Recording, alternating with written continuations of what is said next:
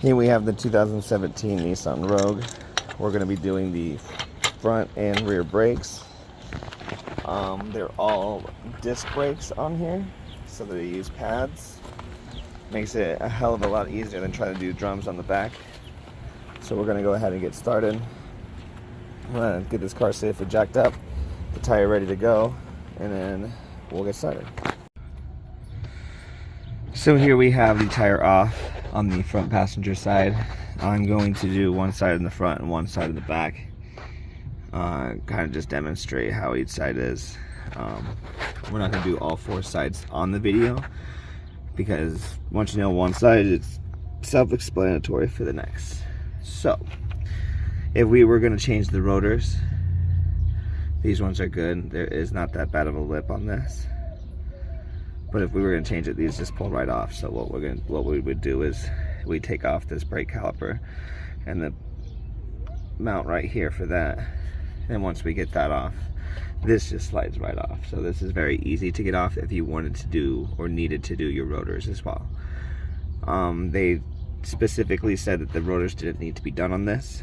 So we are just going to be changing the pads.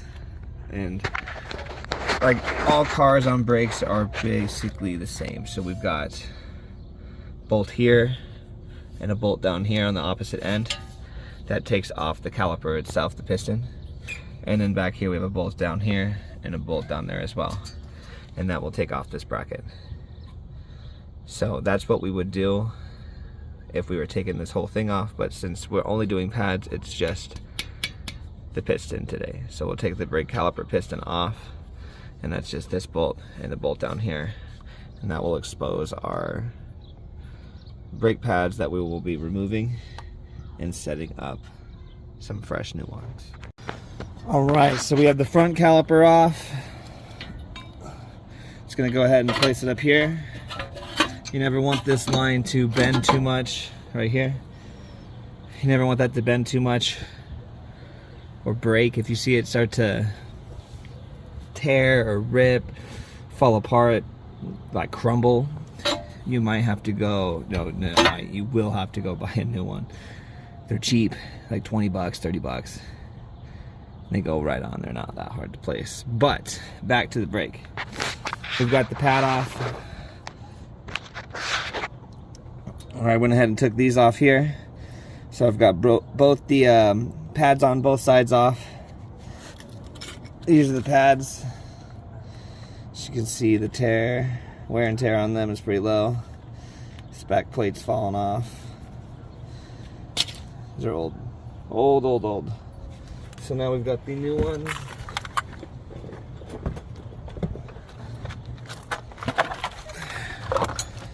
And get these pulled apart. They're just going to slide right into place right here, like the old ones did. You'll see that some of them, let's see if they have it. I don't think they have it. If they ever have a prong that sticks up on the back of them, and a little metal piece that sticks out, it goes on the back of the pad. That one will be placed back here. The one without anything extra on it, metal, goes up front. You'll know when you start to put it in there because the metal bar that sticks out won't stick in here because it gets in the way. It only fits on the back. So let's go ahead. I'm gonna open up this package and we'll get this placed in. Alright, so we've got both the new pads placed in. What I'm gonna do is just go ahead and put it back together. I got a brake cleaner on me. That way, I know there's a couple of spots on here that I may have touched. Just gonna spray that down, quick wipe off with the brake cleaner and a clean rag.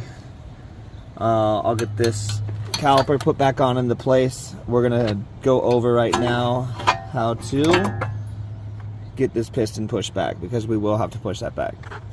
Two ways of doing it. I used to take a C-clamp, put it right here in the center, attach it to this side, and just twist it until this gets flushed. But now I have a caliper tool kit, which I will bust out right now. Alright, so basically how this works is we have this tool here. It goes through the top, sets up on here, and it gets pushed in like this. So we need to make sure that it's flat.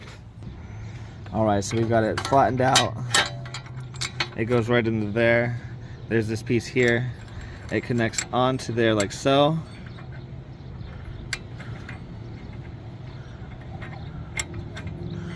And now we're gonna just tighten this down, and as we tighten it, it should push against here and to here, and then slowly push this all the way flat, and we'll do it until it stops turning and it's completely flushed and ready to be added on. Take this, and this should just fit right over these and into place. And now all we're gonna do is put on our bolts, tighten this back up, and get our wheel put back on. And that's how you do the front side. And here we have the back tire, same process. I'll just kind of show you right here. We have the piston caliper pads right there. I unbolted this bolt right here and the bolt down there. This pops right off. We're gonna go ahead and do the same thing where we put this up here. And now these pads, we're gonna go ahead and pop out for it. And with these pads off, as you can see, the wear on these is pretty bad. Almost no pad left. Now we're gonna pop in the new pads, which should be pretty straightforward and simple. You'll see where it lines up right here. And we're just gonna go ahead and push these in like this. And then they should lock into place. It's hard to do one-handed, so I might get out the video and do it with two hands. But again, they pop into place on both sides. And once that's done, you go ahead and just reverse it, put the bolt pistons back on. We'll get this set same way as we did up front, and we'll go from there. And with that, that's how you do the brakes, front and back pads on a 2010 Nissan Rogue. If you guys like this video, subscribe, follow and share. I'm always doing different vehicles.